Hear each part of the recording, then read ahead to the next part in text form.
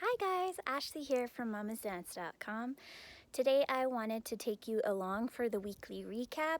So I thought this would be a fun series where I basically just share some of the projects and things we're working on that week. So this week I am starting a bedroom makeover for our daughter. She's 5 and she's ready for some attention in her room.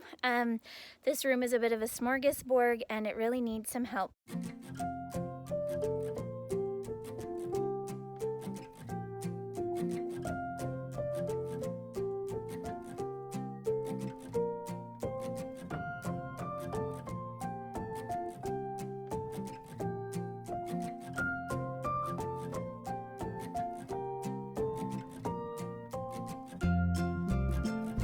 Didn't clean up. This is just raw and unedited how her room was after Christmas. We did a little rearrange for fun because she really wants to do something different in her room. So I'm excited to make this space hers and definitely address the storage issue for toys, just clean up and add some fun little creative whimsical spots. The first thing I did was get the bedroom all cleaned out. So that is done, and now I'm just figuring out furniture placement. I think I like the bed over here. It clears up lots of floor space for her to play, which is something she really wants. And then the chalkboard's probably gonna go. I like that this could maybe be treated like a day bed. It's not ideal that it's kind of in front of the window, but I think we can make it work. We'll see how it goes. The dresser I like over here. We're going to paint that. And then this area here, the floor vent is finally uncovered, which is great. So I'm gonna get to work painting the trim.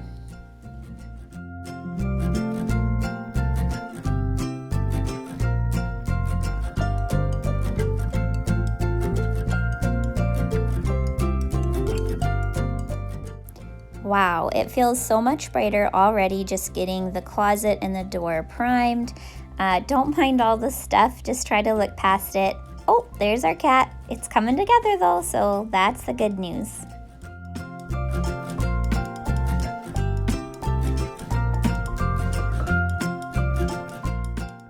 Several years ago, I hand painted this dresser, but my daughter would love to go pink, so that's what we're doing, and it's time to prep. I started by giving everything a light sand just to remove the texture from the hand-painted detail. I used 120 grit sandpaper and just went over it until it felt smooth to the touch, so nothing too crazy. Then I just gave it a really good cleaning so that there wasn't any paint dust left on the piece, and let it dry thoroughly before painting.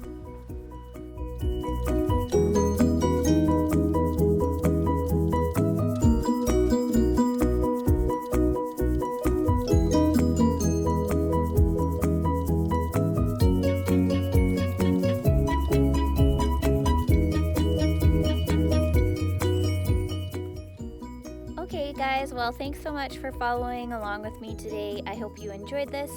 And as I said, this is gonna hopefully be a weekly thing, the weekly recap. So yeah, come along and hopefully we can tackle some projects this year. Let me know down in the comments what sort of things you would include in a kid's room, and I'll leave a link in the description box to my blog with more room makeovers and photos of our home.